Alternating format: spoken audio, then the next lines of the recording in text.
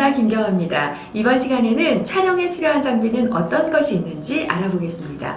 항상 모든 장비는 미리 사용해보거나 품평을 들어보고 구매하는 것이 맞습니다. 초보 유튜버의 경우 굳이 처음부터 비싼 장비를 구입해서 사용할 필요는 없습니다. 스마트폰과 간단한 장비로 시작하는 것이 효율적이죠. 수백만 원대의 비싼 장비가 필요하거나 쓰고 싶은 경우에는 먼저 렌탈샵에서 빌려서 사용해보고 나에게 맞는 장비를 찾아보는 것을 추천합니다. 카메라는 촬영하는 영상의 종류에 따라서 성능과 기능을 맞게 선택해야 하는데요. 특별히 화면의 색감이 중요한 영상의 경우 맞는 카메라를 잘 선택해야 합니다. 하지만 일반적인 유튜버들의 경우에는 카메라가 크게 중요하지는 않습니다. 우선 스마트폰을 활용해서 촬영해보고 이후에 필요에 따라 촬영 방식과 상황에 맞게 구매하시면 됩니다. 높은 영상 품질을 원하는 경우에는 DSLR이나 미러리스 카메라가 많이 사용됩니다. 집에서 혼자 컴퓨터로 방송을 할 때 사용하는 PC캠의 경우 저렴하고 활용도가 좋아서 많은 유튜버들이 사용하고 있습니다. 액션캠의 경우는 활동적인 영상을 촬영할 때, 예를 들면 보통 운동이나 라이딩, 여행 등 야외에서 움직이면서 촬영할 때 사용하는 카메라입니다. 최근엔 스마트폰 카메라의 성능이 워낙 좋아져서 삼각대 겸용으로 사용할 수 있는 만원에서 2만원대 셀카봉만 있으면 다양한 촬영이 가능합니다. 그러니까 처음에는 가지고 있는 스마트폰으로 시작하는 것을 추천합니다. 마이크는 사용하는 것이 좋습니다. 마이크가 있는 것과 없는 것은 상당한 차이가 있기 때문이죠. 오디오는 시청 지속 시간을 길게 만드는 아주 중요한 요소입니다. 유튜버의 목소리가 정확하게 전달되지 않는다면 자막 처리를 한다고 해도 시청자의 입장에서는 답답함을 느끼게 됩니다. 그렇게 되면 다른 영상을 찾게 되고 구독을 누르는 일도 없겠죠.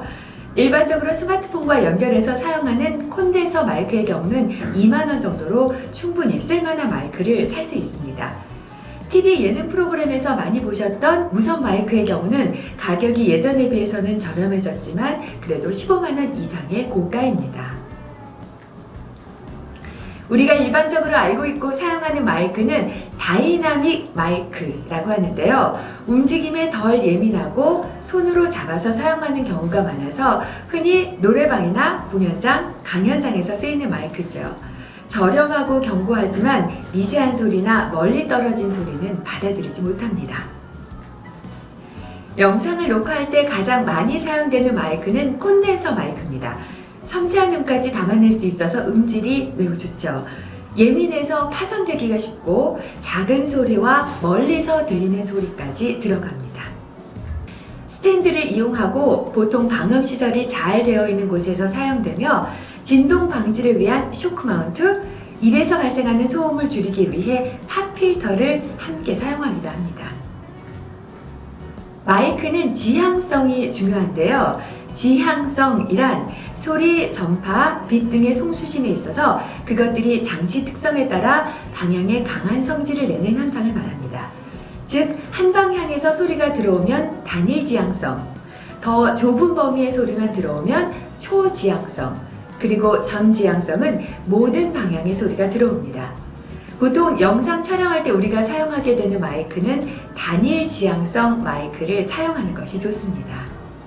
조명의 경우는 가격대가 2, 3만원부터 수십만원까지 다양한데요.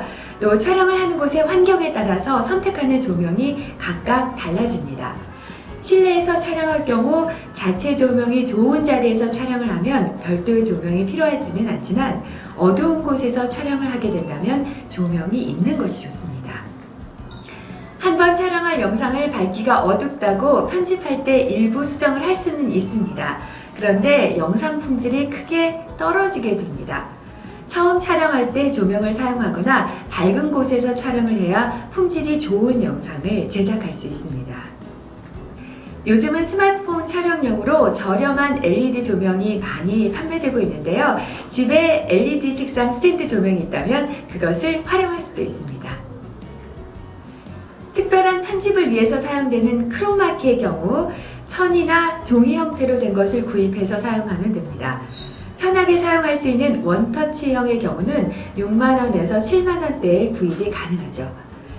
크로마키를 사용할 때 주의사항이 있다면 배경과 같은 색의 옷을 입으면 영상에 문제가 생길 수 있으니까 같은 색의 옷은 피해야 합니다. 삼각대의 경우 요즘 스마트폰 셀카봉과 겸용으로 제작된 제품이 저렴하게 많이 나와 있습니다. 블루투스가 필요하거나 무게감이 있는 삼각대가 필요하다면 더 튼튼한 삼각대를 사용하는 것이 좋습니다. 촬영할 때 손떨림을 방지하기 위한 짐벌의 경우 다양한 제품들이 판매되고 있는데요.